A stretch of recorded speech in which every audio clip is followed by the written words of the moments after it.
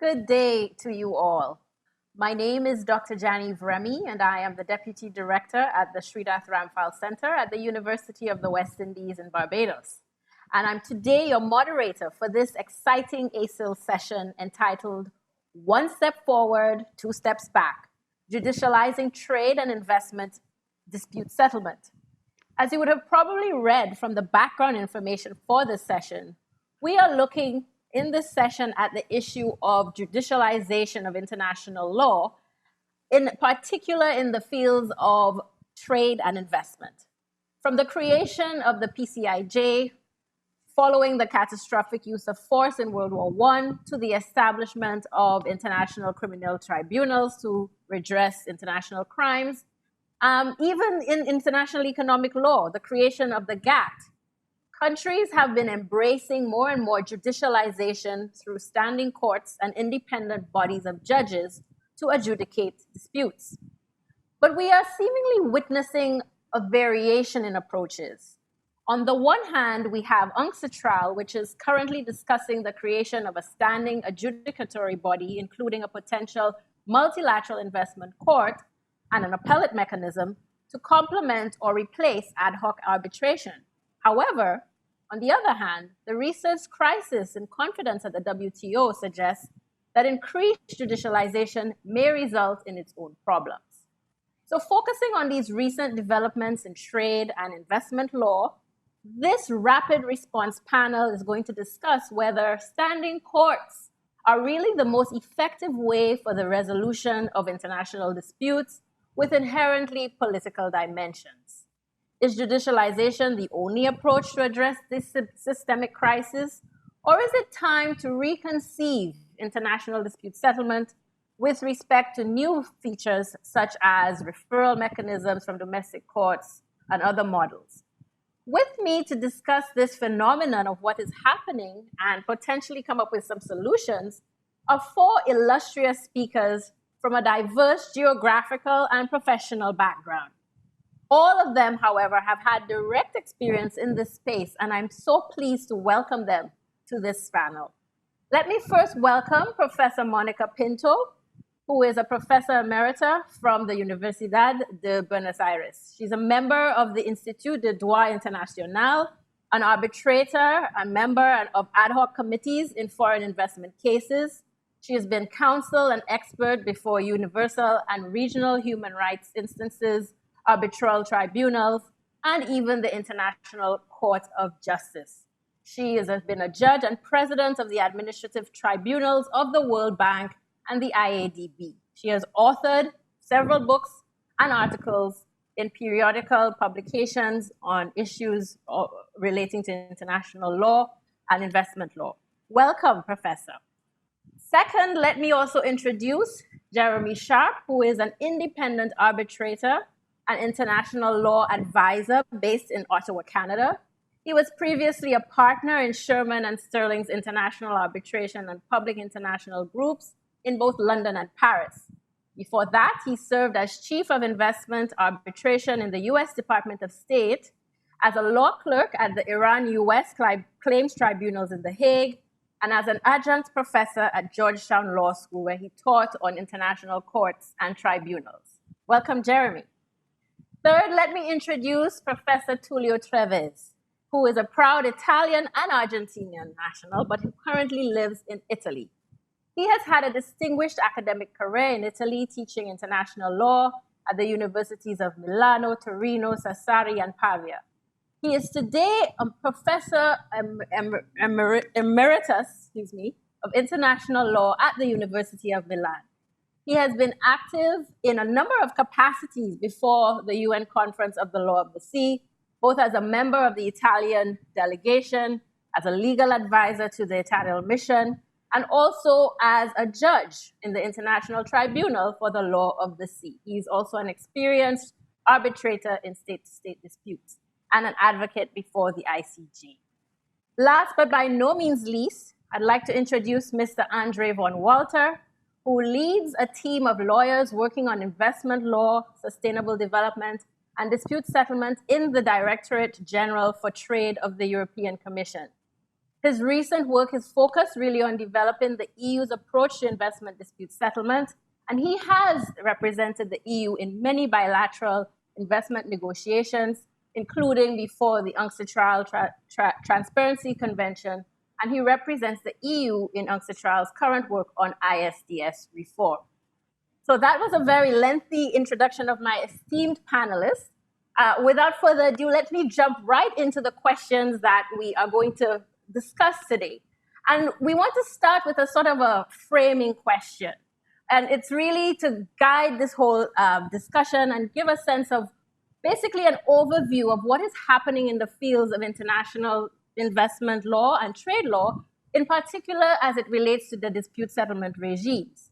So while we see the WTO, in a sense, grappling with a crisis stemming from too much judicialization through, for instance, the standing appellate body, ISDS seems to be going in the other direction with efforts to even further judicialize it. So I want to ask the panelists, can you explain really what is happening in each of these regimes and discuss for a little while how these new trends have evolved against a broader historical perspective about the evolution of these systems? Are we seeing a temporary backlash, or is this a sign of more permanent changes to come? And I'll open up the floor now, but I know that Monica wants to start off with the discussion. So Monica, the floor is yours. Thank you so much. Thank you very much to ASIL for this invitation. It's always a pleasure to be in the panel and in the annual meeting.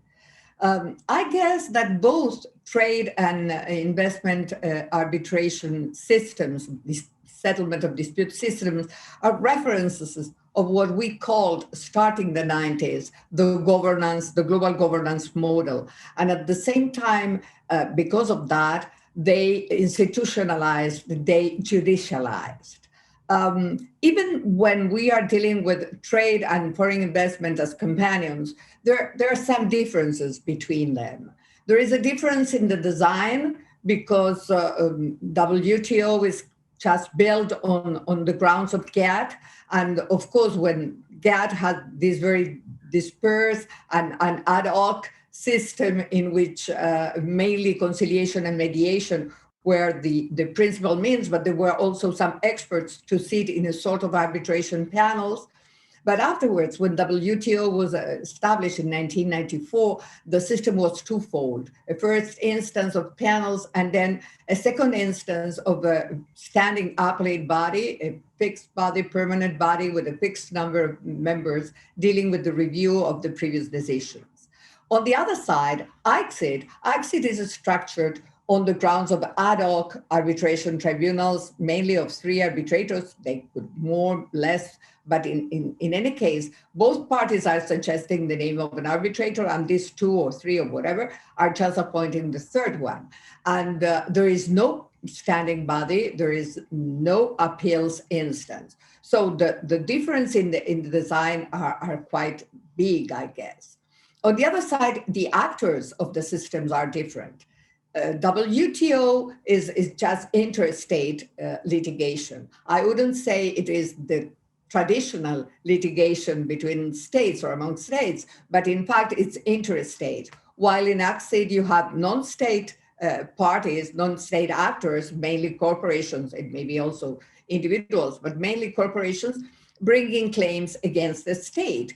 And when you have different actors like state and non-state parties, their behavior is not alike. States are used to take a time in order to frame their arguments, to put them over the table, and they should be prepared to be faced with those arguments the next time because, okay, that's the way in which international law works.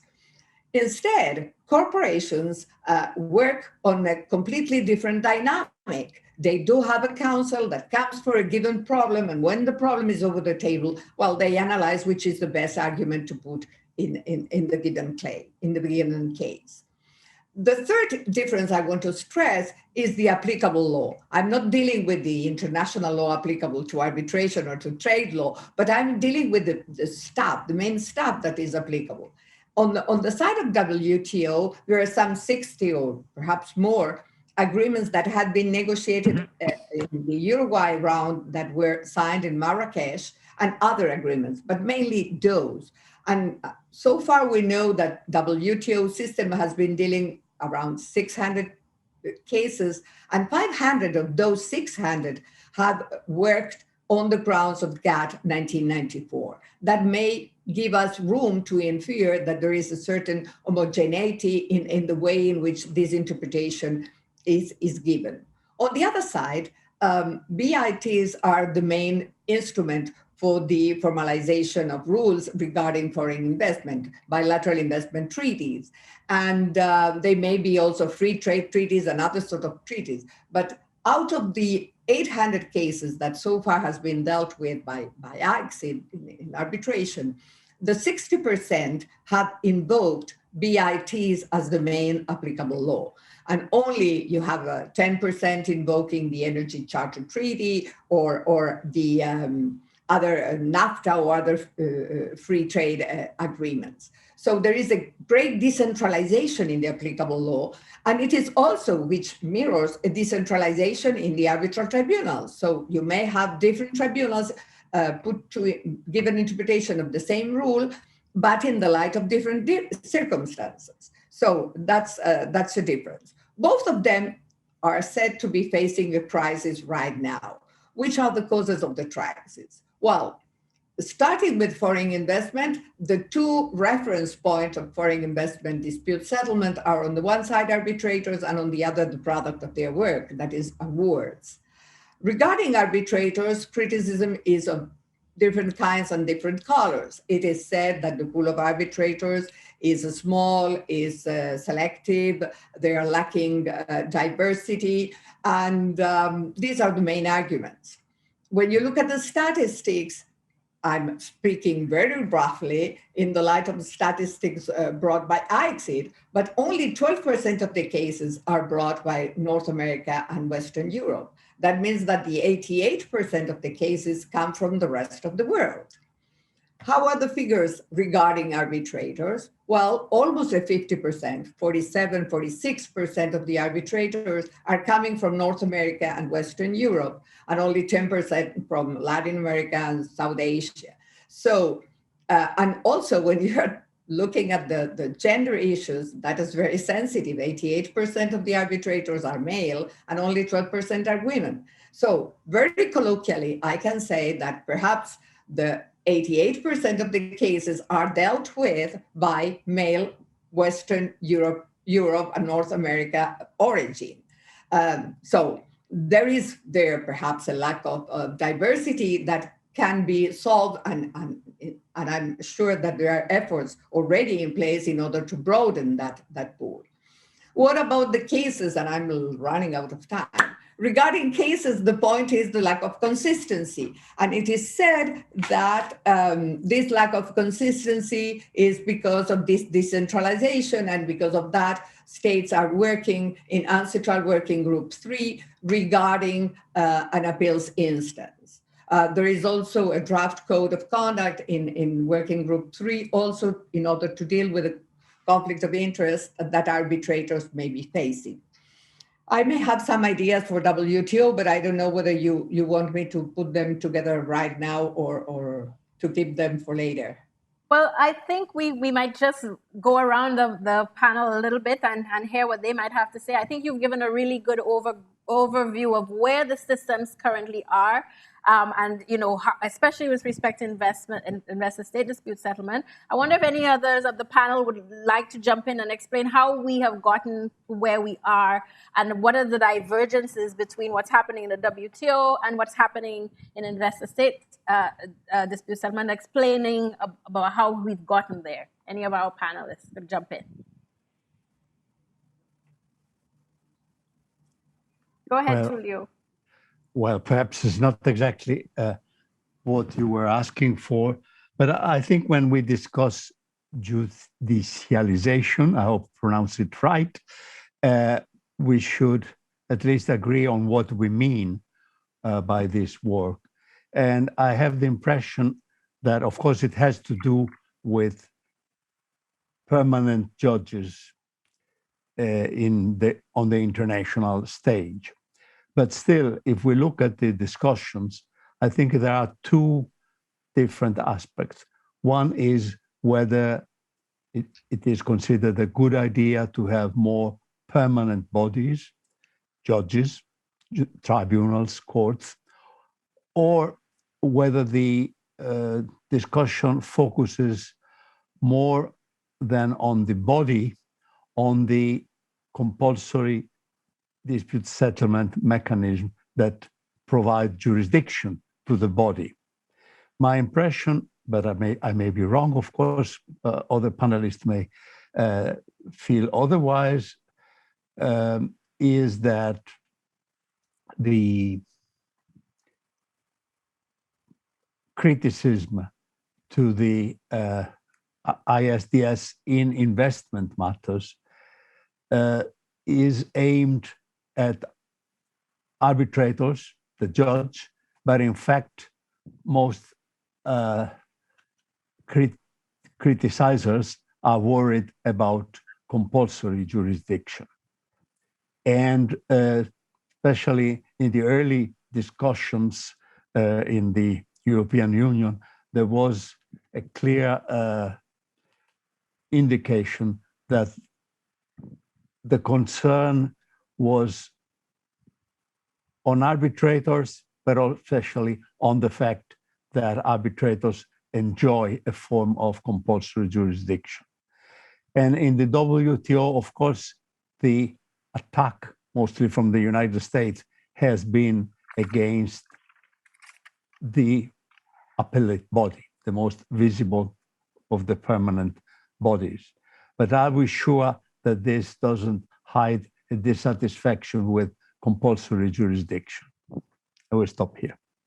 Thank you. I think you raised some really interesting questions about what is the beef? What is it? Is it with the arbitrators or with the system, etc.? I want to now turn to explaining and delving into that a little bit, Jeremy, and ask you, I'm combining two questions in a sense, is that we can see, and I think Tulio discussed it, is we're seeing this disagreement, this backlash against these increasingly judicialized systems, especially I would say at the WTO. And some have attributed that to a sort of a lack of balance and loss of legitimacy in dispute settlement.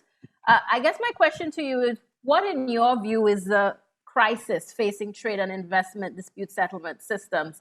And are there other models of dispute resolution in international law systems generally from which we can draw some lessons to address what might be considered an imbalance or a loss of legitimacy in the ISDS or WTO systems more generally?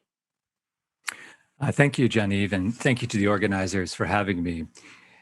Listening to Monica, it's interesting. One point she raised, I think it's worth reflecting on, is it seemed an initial impetus for states was depoliticization. And a question for judicialization, I think, for trade and investment is, do states feel that they have delegated too much authority to these standing tribunals?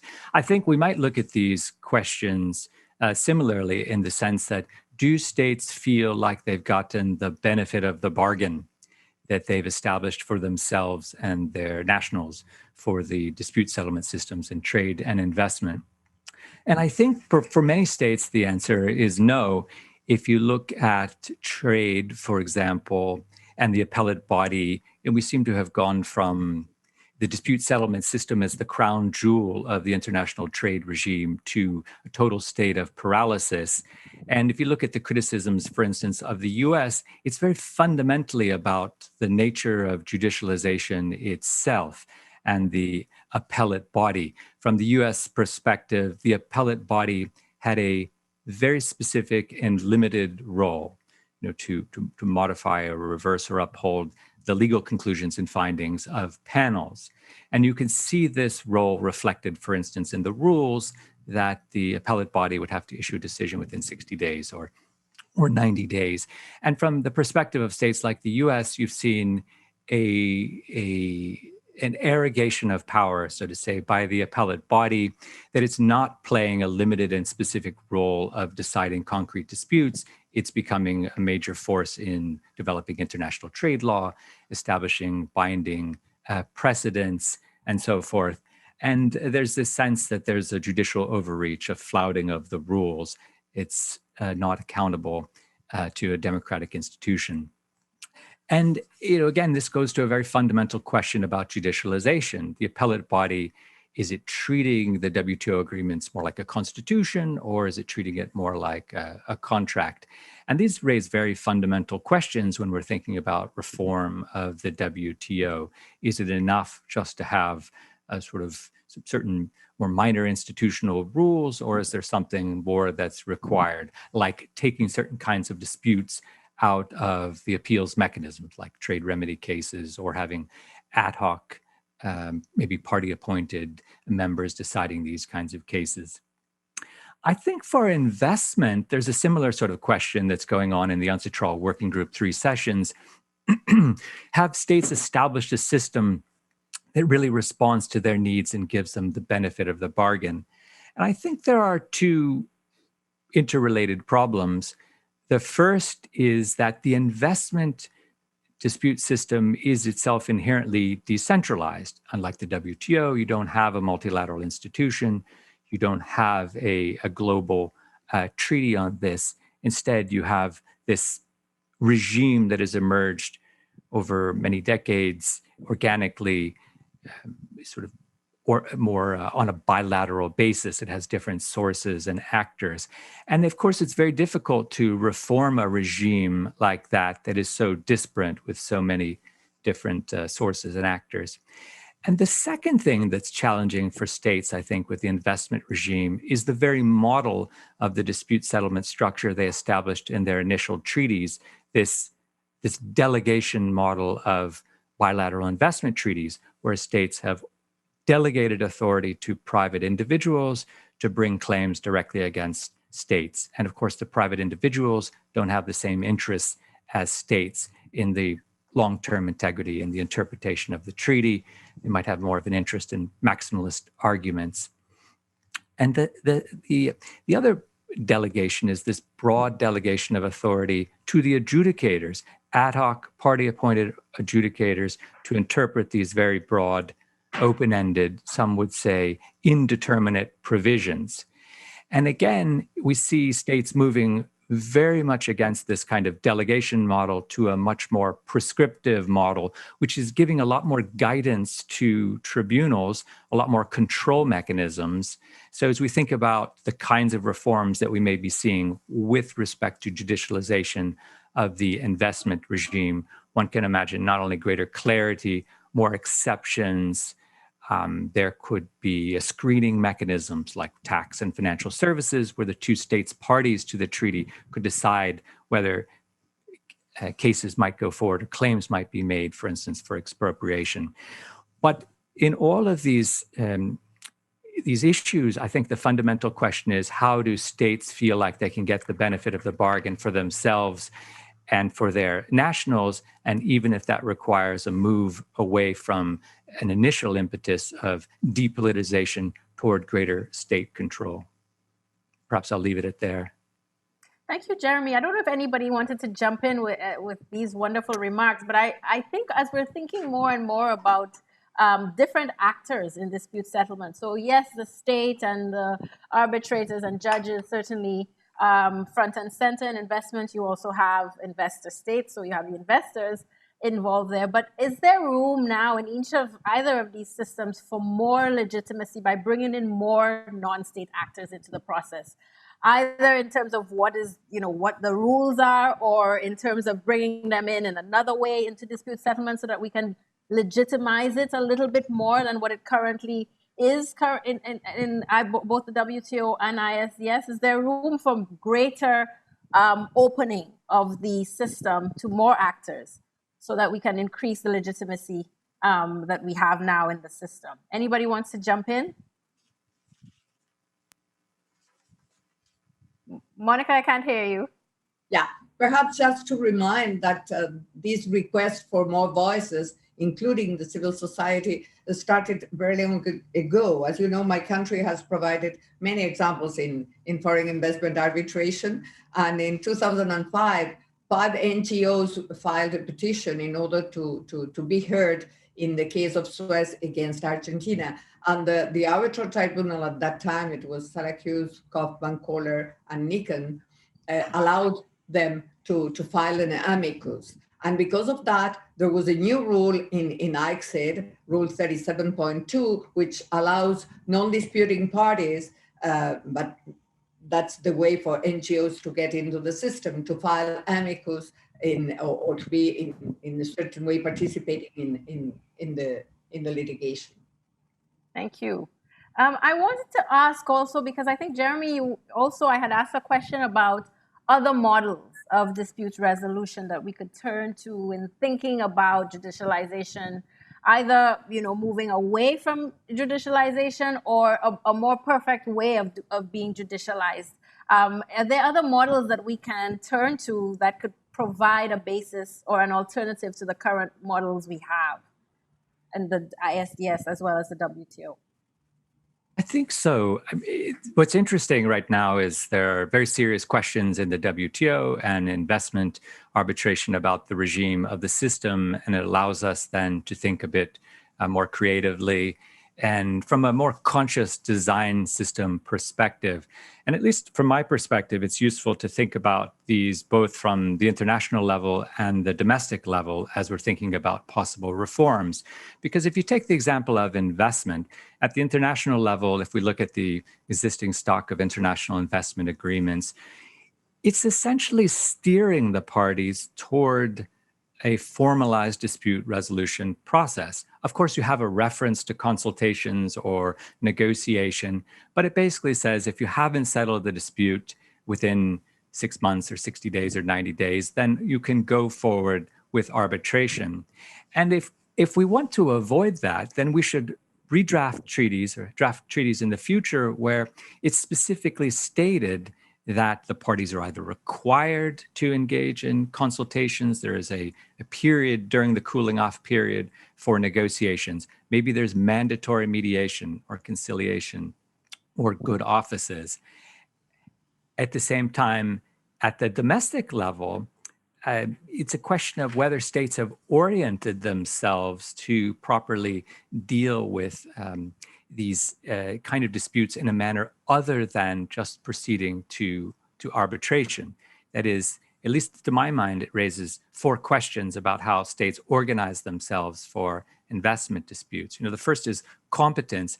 Are the states competent in all the various ways of alternative dispute resolution, like mediation, conciliation, and good offices, and so forth? And if they're not, then of course, it's not likely that they're going to pursue these mechanisms. Second, we might think of prioritization. What's the state's interest, bureaucratic interest or motivation in pursuing any of these other mechanisms? Are they incentivized to resolve the dispute, or is it just to kick the can down the road and avoid responsibility and so forth? The third, I would say, is authority. Do the state institutions that are responsible for these disputes, do they have the clear authority to settle, to mediate, to engage in some of these other alternative dispute resolution mechanisms? And finally, the resources. Even if a state is competent to use ADR, if it wants to, and if it's authorized to, does it have the financial and human resources to engage in some of these other mechanisms? I think looking at those 2 things, once you have these things in place, then we can think about other mechanisms that can be employed. You gave the example of a referral mechanism, which is not really been on the radar for international investment arbitration, for instance. But there are examples, of course, obviously, in the trade, in the EU context, where a court can make a referral to an international tribunal. But you even have in international law context the right of an individual to make a referral to an international tribunal, like under the Treaty of Upper Silesia dealing with nationality issues. There are ombudsman offices in many countries, like in Korea and so forth. But now that we're engaged in system design, I think if states look more creatively at the international system, about how they think about their treaties and their domestic prioritization and authorities and so forth, and marry these two things up, we could really see a lot more creative uses of alternatives to the judicialization straitjacket that perhaps we've put ourselves into. Thank you, Jeremy. And I know please go ahead. Please go ahead, Tulio. Just for a few seconds, perhaps one aspect of this discussion has not been too much discussed is whether one shouldn't give a bigger role to the national state of the investor. Now we have a kind of bilateral system, the investors versus the state where the investment has been made. But what about the national state of the investor, who, after all, is the contracting party of the BIT? It is my impression that if a role were to be recognized to this state, I would say core political issues could be treated in a more balanced way, and some of the concerns might be overcome. The second point, but just very briefly, my impression is that the so-called alternative mechanism, conciliation and so on, so far have not been a success. They have, in fact, been resorted to very, very seldom. Whether there is a good reason for that, I'm not sure, but we should take this into consideration. Thank you so much, Tulio.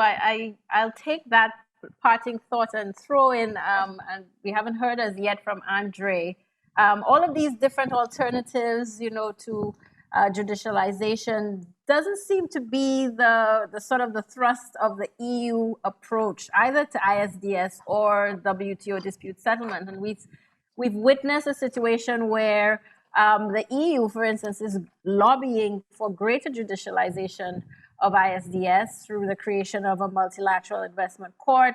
At the WTO, the EU is one of the proponents of the MPIA, which is this stand-in for the failed appellate body. So the EU has seemed to, take a position towards greater judicialization. From your vantage point, what are the key issues that still have that are actually propelling the EU to take this approach? And also, what are the issues that will have to be overcome to achieve a more judicialized ISDS, or to bring the appellate body back to the WTO? Thank you, Jan-Yves, and thank you for giving me the floor. I've been listening with great interest to your introduction, but also to the interventions by my distinguished co-panelists. And it is true, we have done a number of options, or tried options, implemented options that have already been mentioned. For example, what Professor Travis referred to, giving a greater role to the home state of the investor. It's something really important because, as Monica mentioned, indeed states normally weight their offensive and defensive interests when they interpret the law, whereas investors only look at the offensive side.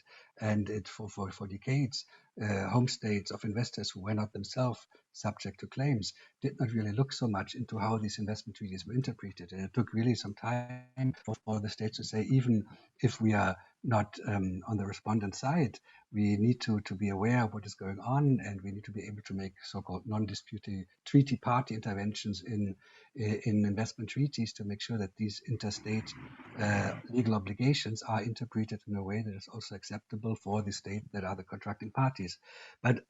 And we are not the only country who has gone down this road with more transparency and a greater role for the contracting parties in these disputes. But we have seen also that this was not really sufficient to address all the concerns that has been expressed within the European Union in the last years with regard to ISDS. And I listened with great interest to Monica's explanation about the differences between state-to-state dispute settlement and ISDS, and I agree with basically all of it. But I think there's an additional difference, which is the nature or dynamic of the dispute, because whether we are in a horizontal dispute between states or individuals, or in a more vertical setting between an individual and a state, And I think this makes a great difference. The European Union and Europe in general has always been supportive of international dispute settlement. We have created international human rights. The European Court of Human Rights is an example where individuals can bring claims against states. And Europe has also been very supportive of arbitration. We have prominent arbitral institutions within the EU that work very well. And this has never been really contested, that individuals bring claims against states before a court, constitutional court, or human rights courts, or that states or individuals among them resort to arbitration has never been really criticized. But what has been criticized in the EU is allowing individuals to bring cases against states by means of arbitration. This has raised concerns. And my feeling is indeed that the focus of arbitration on mutual consent, party autonomy, party appointment is not perceived to be problematic in a horizontal relationship, but it is perceived as problematic in a vertical relationship. For example, there's never anybody has seriously suggested that before a constitutional court or human rights court, the individual should be allowed to choose his judge on the division, or that the individual would have to consent to the applicable law or the applicable procedural law. But this is the situation in the current ISDS system. This is how it looks like, that there is a vertical relationship between an individual and the state, and the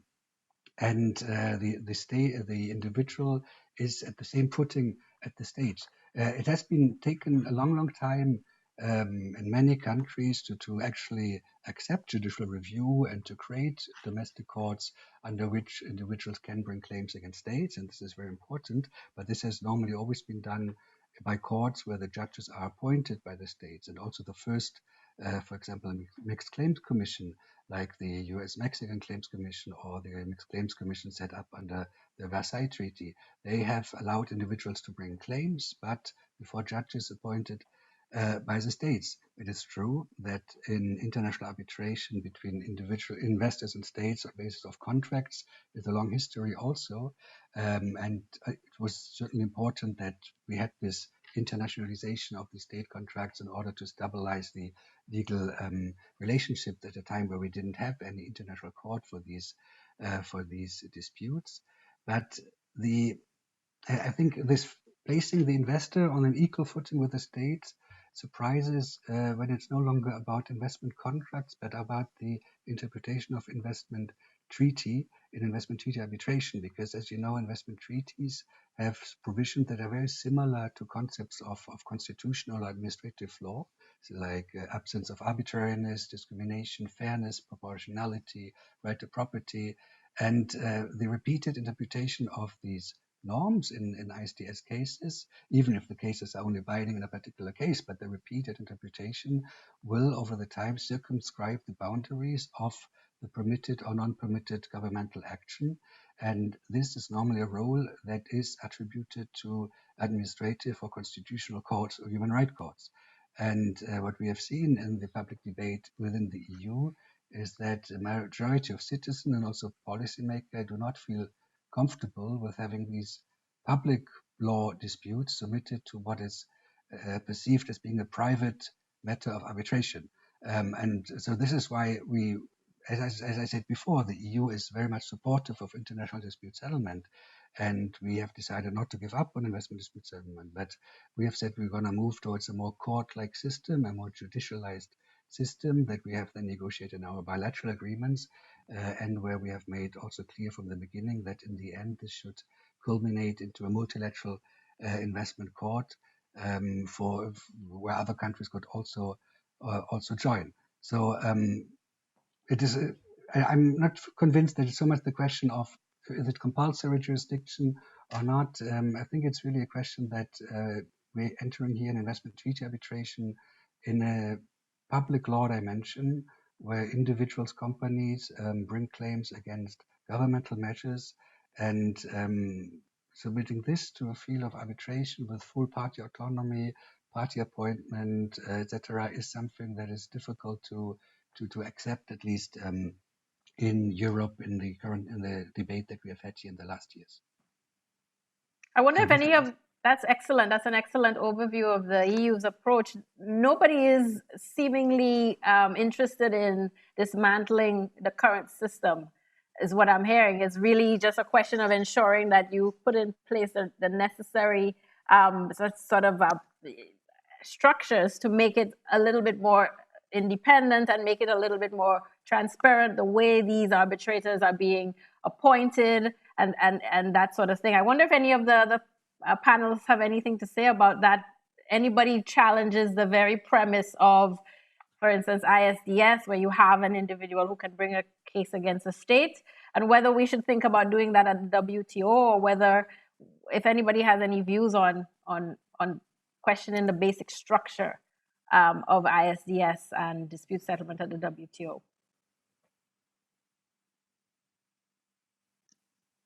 Johnny, if I might just start on the question, judicialization and investment arbitration, picking up on a point that Tulio made and also Andre, in some sense, we can question whether even the existing regime that was established is working properly on its own terms. The two states parties have created a treaty that allows an individual or a company to bring a claim.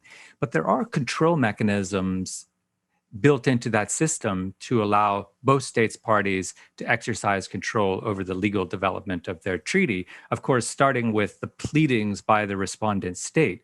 But that assumes that it's truly the pleadings of the respondent state, and they haven't unduly delegated authority to outside counsel that might not understand the interests and the full legal policy views of that respondent state. Then, of course, you have potential non-disputing party submissions by the home state of the investor, which could provide a check against maximalist arguments advanced by one of its claimants that might be inconsistent with that state's legal policy views about the treaty. Then, of course, the two states parties themselves could provide joint interpretations of the treaty to further control the development of the law, prevent some of these inconsistent or incorrect decisions from perpetuating. And finally, in set-aside or annulment proceedings where potentially both states could intervene to try to state the law correctly. The problem, again, to my mind, is mostly, partly that these are not always reflected in treaties, but a lot of it is at the domestic level, that states don't always exercise the responsibilities they have within the existing system to try to control the development of the law. So, to Andre's point, the European Commission seems to have made a determination that these aren't sufficient. But I guess a predicate question is, are these control mechanisms sufficiently understood and implemented to try to make this regime more effective? Excellent. And I think about, my own area of expertise, which is the WTO. There's obviously a provision there for authoritative interpretations by the WTO membership at large. So that's a sort of a check and balance on potential judgments that go way beyond the remit of what the contracting parties wanted. But of course, there's a question of it never having been utilized. Of course, at the WTO level, where you have a very, 161, 162 members, that's going to be much more difficult to arrive at some kind of general view of the way a provision should be interpreted. But certainly in the context of smaller subsets of member states that are party to an FTA, or in the case of NAFTA, et cetera, where you have these, USMCA, where you have the provision for authoritative interpretations, I'm not sure that has been any more sort of successful as a way of ensuring that there's a kind of a break on extra and excessive judicialization in these different contexts. Just one more question to the panel, and I think this one will go to Professor Treves. We've seen over the past few years that some of the major players are in a way resiling, especially in the WTO, from dispute settlement, whether through invocation of national security exceptions or through unilateral measures that are taken with seeming impunity. Can you reflect on what that might mean for the system and how we see judicial bodies responding to these signs of greater unilateralism by some of the more powerful member states? Well, of course, everything is relative. If we compare this, if you compare the situation of today with the situation of 5 years ago, you can see that perhaps there is a step backward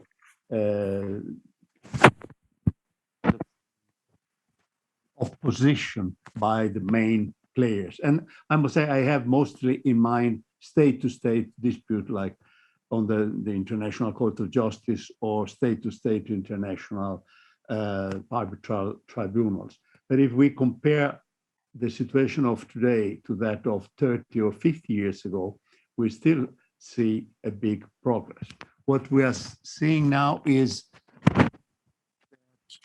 there is some hesitation or even opposition of, I would say, the three biggest players, the so-called superpowers, as concerns international dispute settlement.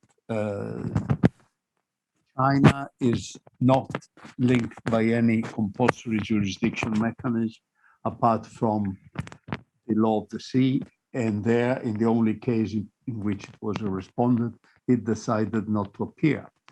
The United States is appearing in some cases, is not appearing in others, but is denouncing treaties that contain this compulsory dispute settlement.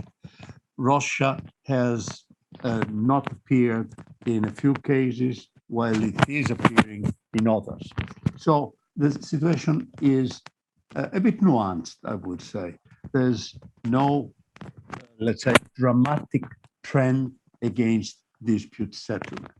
I would say perhaps the title of our panel, we made the dispute settlement has made 2 or 3 steps forward, and now is making perhaps 1 step backward.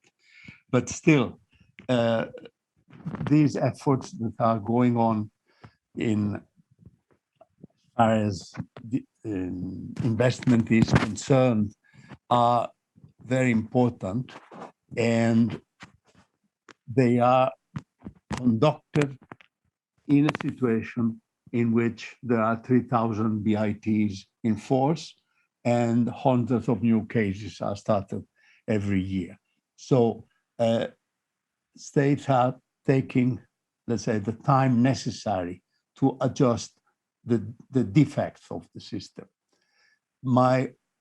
A concern we can have, I personally have written a few lines about that, is that in order to make the system better and perfect, we could also kill what is good in the system, which is, in my view, compulsory dispute settlement mechanism, be it arbitral or judicial. I don't think this is too important. If the general feeling is that permanent tribunals, and hopefully a multilateral permanent tribunals, because the multiplication of bilateral permanent tribunals, I think, would be perhaps worse than nothing. Thank you. Thank you so much, Professor. I wonder if I can just throw it out there that we're seeing now with a new Director General at the WTO, there may be new impetus to try to bring the United States back into the fold, in a sense to resurrect the appellate body. It still remains the outlier in not supporting the appellate body sort of revamp. I wonder if I could throw out to any of the panelists how in the WTO context we can try to accommodate the views and the concerns of the United States and ensure that we bring it back into the fold instead of a potential splintering of a judicialized or highly judicialized system in the trade context. I wonder if I can throw that out to any of the panelists.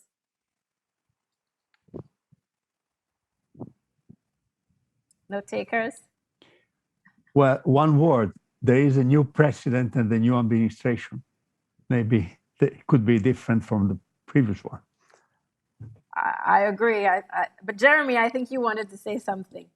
I wonder if just going to the theme of this panel and the nature of judicialization itself, if a new regime actually will have that much of a different view from prior administration in the United States, given that the U.S. concerns are quite longstanding and they are bipartisan.